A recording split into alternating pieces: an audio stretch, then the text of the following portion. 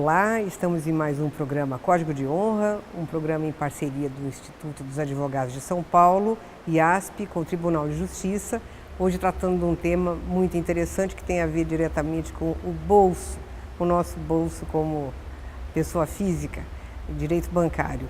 Para isso, convidamos o Dr. José Reinaldo Peixoto de Souza, um advogado, atual advogado novamente, que foi desembargador pelo 5º Constitucional e acabou de retornar para a advocacia. Muito obrigada por aceitar nosso convite, Dr. José Reinaldo. Dr. José Reinaldo integrou a 12ª Câmara de Direito Privado e a 2ª Câmara de Direito Empresarial. É professor aposentado, lecionou no Mackenzie, na PUC, Direito Processual Civil, sócio remido do Instituto dos Advogados, dedicado ao direito empresarial com ênfase no direito bancário. José Reinaldo, existe mesmo um direito bancário? Bom, em primeiro lugar, bom dia, muito obrigado pelo convite. E essa é uma pergunta que se põe. Existe mesmo um direito bancário? Na verdade, não há um direito bancário como um ramo do direito oficializado, mas existe, né? E, curiosamente, é um ramo do direito que acaba por mesclar tanto uma parte de direito privado, outra parte especializadíssima, que é o microsistema do consumidor. Código de Defesa do Consumidor. Código de Defesa do Consumidor, hein? É. Toda uma legislação especial que regra a atividade bancária e também, inclusive, interferindo no direito privado, regulando determinadas garantias.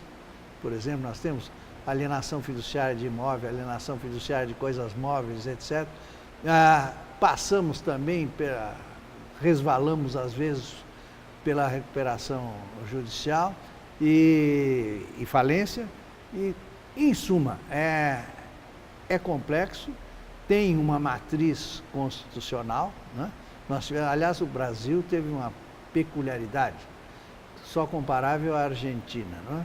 Porque na Argentina houve um determinado momento em que um peso valia $1 por disposição legal, né? E aqui no Brasil nós tínhamos um dispositivo na Constituição de 88, dizendo que os juros reais deviam ser fixados em 12%.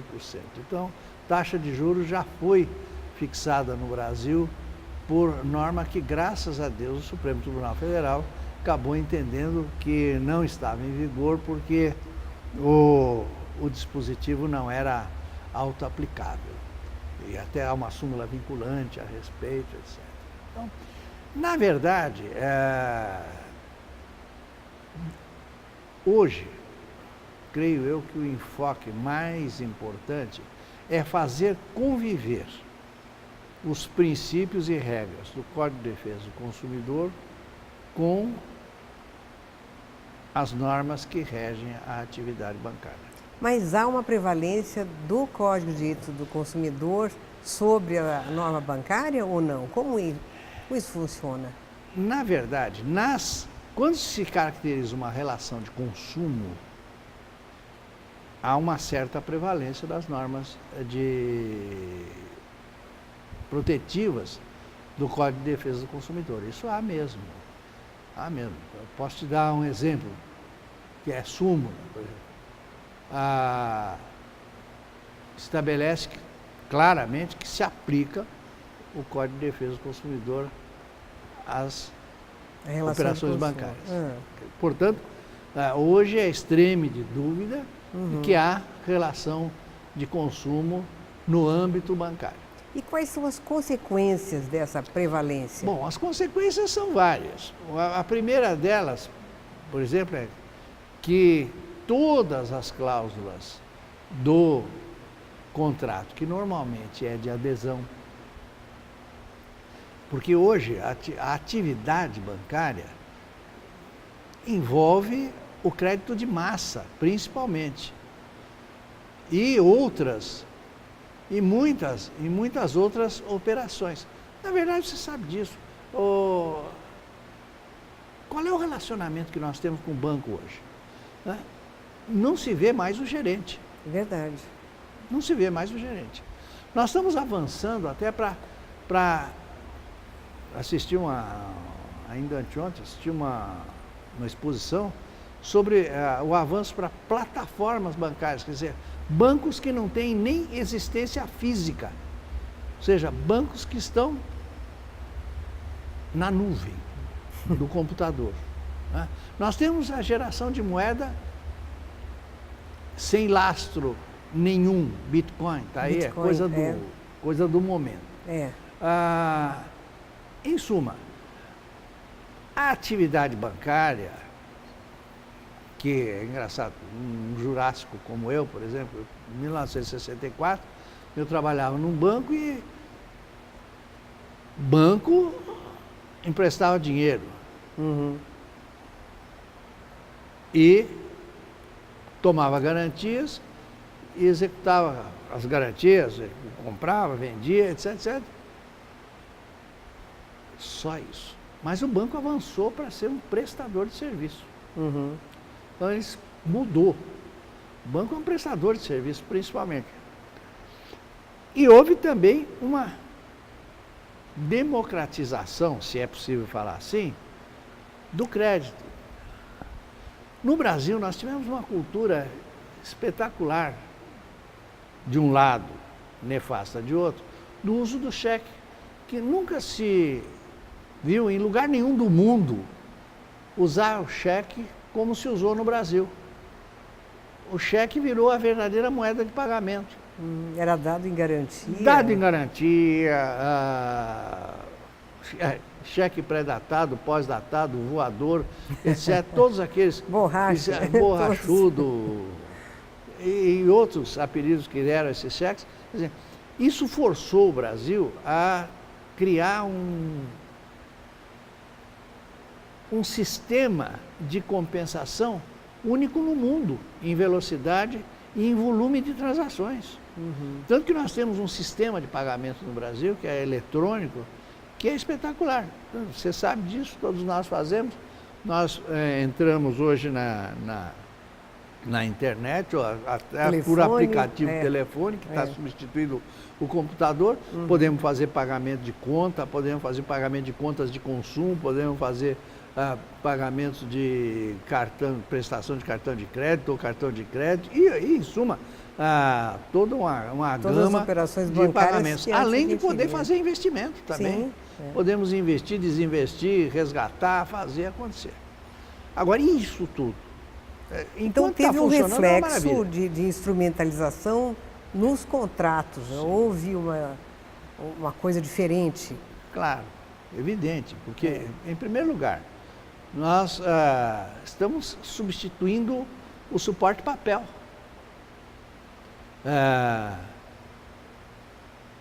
Na verdade, hoje eu contrato pura e simplesmente através do computador. Eu não assino mais. Isso traz um risco imenso, por outro lado, também, né? Como a gente já tem visto também. Sim, é verdade. De contratos que assumem por terceiros e o outro responsável pelo pagamento e não compareceu, e não assinou, e não fez. Daí a importância do Código de Defesa do Consumidor. Porque aí sim você tem a inversão do ônus da prova, você tem a inversão do ônus da prova, quer dizer, o banco tem que provar que houve culpa exclusiva do consumidor, senão ele arca com a responsabilidade. E também você tem, além da inversão do ônus da prova, a hipossuficiência técnica do consumidor. Quer dizer, a balança da justiça, nesta altura, tem que pesar para o lado do consumidor como meio de compensação. Exato. Quer dizer, o equilíbrio vem da desigualdade de tratamento. Né? Voltando aí ao problema da instrumentação, que eu acho importante, é o seguinte: hoje nós não assinamos mais. a nossa assinatura, aliás, eu já ouvi falar que tem escola que está deixando de ensinar as crianças a escrever com letra cursiva. Ou seja, não há mais caligrafia. Eles já estão usando direto o computador. Na minha cabeça, sou homem velho, não consigo entender uma coisa dessa. Mas é um fato corrente, é um fato que está aí. Nós não existimos mais. Eu sou Zé Reinaldo, mas eu não sou o Zé Reinaldo. Eu sou o número do CPF, que é a base de amarração de todos os sistemas hoje. O grande irmão do Jorge Orwell é o CPF. Chegou o grande Chegou irmão. mesmo, porque pelo CPF você sabe o meu título de eleitor, você sabe, quando eu faço a minha declaração de imposto de renda, eu tenho título de eleitor, eu dou o meu RG, eu digo se eu servi o exército, se eu não servi, se eu sou casado, solteiro ou avulso. Em suma, através do CPF você chega a toda uma base de dados que, em tese, são protegidos, no caso do banco, uma parte deles pelo sigilo bancário, no que diz respeito aos atos de operações existentes entre banco e correntista ou cliente do banco. Nós precisamos fazer um breve intervalo e já voltamos.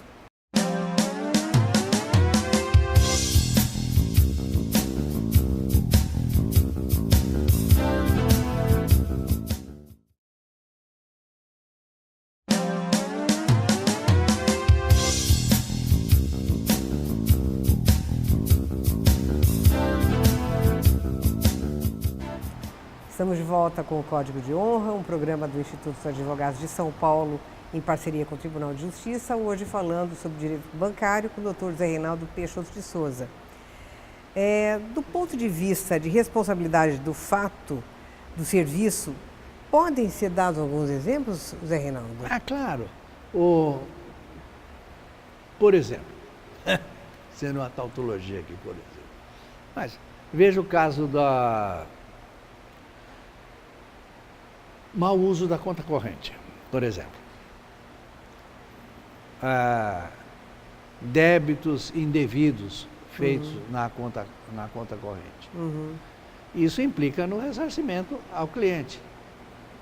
É um caso clássico. Eu me recordo de vários casos, inclusive, por exemplo, fraude ocorrida com uso de internet. A conta foi atacada via hacker e a responsabilidade é do banco. Tão comum hoje isso. É muito comum. Isso é muito comum. Existe até delegacia especializada de crimes Quer dizer que hoje praticados por meio eletrônico. nós temos que ter muito mais cuidado no controle da nossa própria conta, conferindo e checando para ver se não foram feitos débitos indevidos ou pagamentos indevidos. Pode também ocorrer uma outra coisa, pode ocorrer crédito indevido. Às vezes você aparece um depósito imenso na sua conta. Poxa, esse dinheiro não é meu.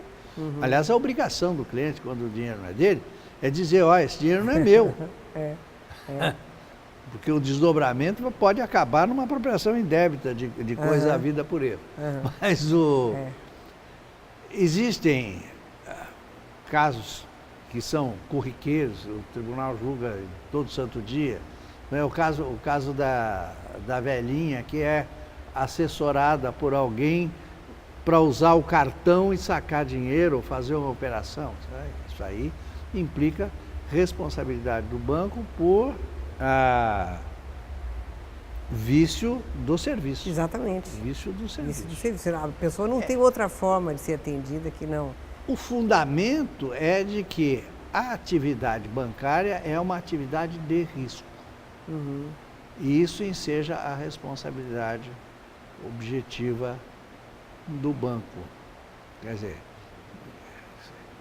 eu gostaria de voltar um pouquinho e dizer, hoje nós vivemos o mundo das senhas.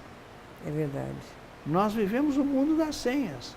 Quer dizer, eu não assino mais nada, eu acesso ou por uma combinação de letras e números, ou de letras ou de números, ou de letras e números. Alguns bancos têm senha e contrassenha. Ou seja, tem uma senha para acessar e outra Exatamente. senha para validar. O que torna tudo mais difícil e complicado, porque tem que puxar pela memória para estar... Ou ter gravado, como na caderneta. Os mais antigos usam ainda isso aqui, um caderninho. Porque sem o caderninho eu não vou longe. Não, cuidado com o seu caderninho. Não, o caderninho. E só não escreva a senha do banco X. Não, mas vocês não sabem. Tem o código do código. Aí o duro é lembrar o código. Ou se não, armazenado no computador. Quer dizer, sempre tem que ter na memória do computador isso. E como é que fica a questão da responsabilidade por fato de terceiros? Essa história do fato de terceiro é meio complicada, porque, primeiro, o que seria o fato terceiro? Nós temos aí no Código de Defesa do Consumidor uma responsabilidade de todos que integram a cadeia para a prestação de serviço. Né? Através disso, se chega eventualmente na responsabilidade de terceiro. Quer dizer, não importa que o problema tenha ocorrido em razão de uma deficiência no programa de computador, que foi fornecido ou é objeto de um contrato entre o banco e a empresa terceirizada. Dizer, o banco responde. É o caso também do estacionamento acoplado à agência. Antigamente, se deve lembrar que muitas agências tinham estacionamento, e o estacionamento era do próprio banco. Sim. E a partir de um determinado momento, o estacionamento passou a ser explorado por um terceiro. Então, aí até X meia hora tem isenção de taxa, depois tem uma cobrança progressiva. Era uma forma de tentar desvincular a responsabilidade. Por quê? Porque surgiu muito caso de dizer, houve um assalto no estacionamento, depois o sujeito sacou uma importância respeitável de dinheiro ou não. Às vezes, grandes quantias. Isso deu problema sério para os bancos. Agora, existe responsabilidade extracontratual mesmo, que eu acho que é o caso da responsabilidade em razão de um assalto ocorrido na agência e houve um tiroteio e houve ferimento do cliente que estava lá na hora errada. Ou o cliente que nem é cliente do banco, uma pessoa que foi pagar uma conta, escorregou, caiu, bateu a cabeça ou quebrou o braço, etc, etc. Há responsabilidade do banco também. Essa pode. A responsabilidade é essa contratual. Não tem nenhum vínculo contratual com o banco. Mas há responsabilidade. Tem ainda a questão da responsabilidade por dano moral. Bom, essa é mais dura ainda, porque a responsabilidade por dano moral, primeiro que ela surgiu com a Constituição de 88, né? A indenizabilidade do dano moral, que eu sou do tempo em que se dizia que não se compra a honra de ninguém com dinheiro. Mas, isso era o meu ensinamento do meu velho professor Agostinho Alvim, que dizia o dano moral não é indenizável porque não é possível comprar a honra de alguém com dinheiro. Seria indigno. Mas pode ser a dor, pode ser amenizada. Depois a dor pode ser anímica, pode não ser anímica, pode ser física e assim vai. E depois hoje tudo é motivo para reclamar dano moral. Qualquer incômodo enseja um pedido de indenização por dano moral. Mas no caso dos bancos, o caso mais corrente, mais comum, é o da negativação indevida, inscrição em bancos de dados de restrição ao crédito, porque hoje também isso acaba tornando o indivíduo um pária na sociedade. Quer dizer, você teme muito mais, às vezes, a anotação do que o próprio protesto. Pois é. A anotação num banco de dados de restrição ao crédito, acaba produzindo um efeito inibitório na vida do indivíduo muito mais sério do que aquele ato que foi praticado, mas que não é conhecido, é fictamente conhecido, mas não é conhecido fisicamente, né? Mas isso acontece, agora acontece de forma devida e indevida, e quando indevida, gera a indenização por dano moral. As indenizações, o grande problema é a fixação do valor do dano moral. Sim. Porque também Como o é que o dano tribunal moral tem se saído? o dano moral não pode ser ressarcido por um prêmio de loteria. Não pode se converter num prêmio. Eu escrevi muitas vezes isso em voto. Mas indenização por dano moral não é prêmio de loteria. Tem que ser algo que seja compatível com as circunstâncias da pessoa. Às vezes a pessoa jamais ganharia aquela quantia, né? Mas em outros casos até é pouco, né? Zé Reinaldo, eu queria abordar uma outra questão agora que é, no momento atual que o Brasil vive, tem sido muito importante, que é a questão do superendividamento da pessoa física. Que não tem no Brasil a falência da pessoa física, então a gente está chamando de superendividamento. Como é que isso, como é que é a saída, como é que se trata dessa questão?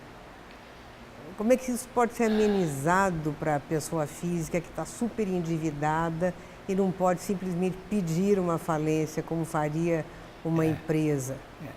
Bom, o Código de Processo tem a insolvência civil. Mas a insolvência civil é sucessora do concurso de credores, que foi a tese de concurso do grande professor Buzaide. Só que nunca se viu um concurso de credores e se encerrar. Então, é um negócio curioso. No que diz respeito à insolvência civil, também é problemático, porque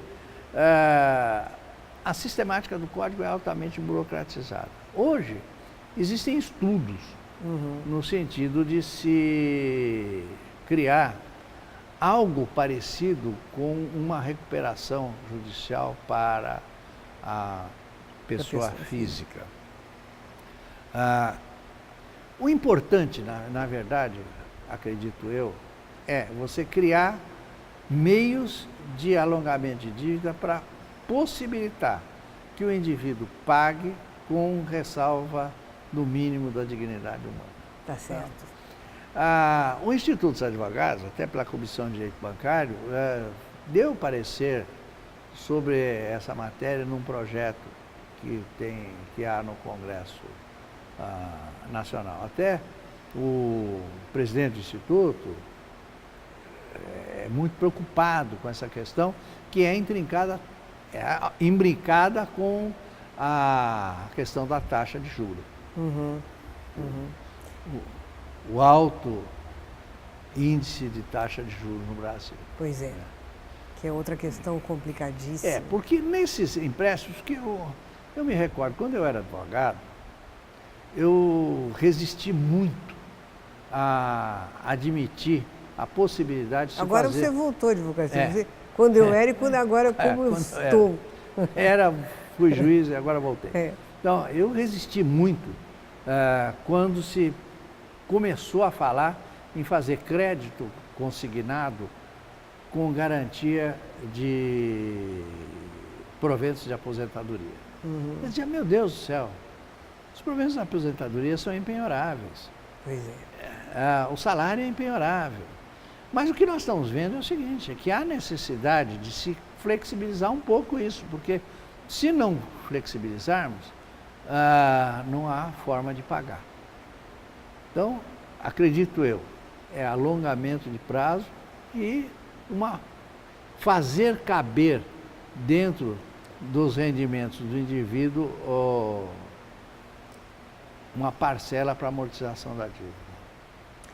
Nós estamos nos aproximando do final do nosso programa. Eu quero agradecer mais uma vez muito a sua presença e deixar um convite para que você volte outras vezes, porque esse assunto é tão delicado, é tão extenso, tão longo e interessa a tantas pessoas. E Se quiser fazer mais alguma consideração final, a palavra é sua. Eu só quero agradecer essa oportunidade e pedir desculpas, porque talvez esperassem que eu desse algumas, citasse leis ou me referisse concretamente à jurisprudência, número de súmula, etc. Mas eu acredito que nessa conversa que nós estamos tendo informal, não seria adequado. Sim, mas eu claro. agradeço muito a oportunidade que você me deu de fazer uma pequena comunicação dessas ideias a respeito do direito bancário e principalmente das operações envolvendo as pessoas físicas e os bancos. Muito obrigado. Eu que agradeço, muito obrigada mais uma vez. O Código de Honra fica aqui e até a próxima semana.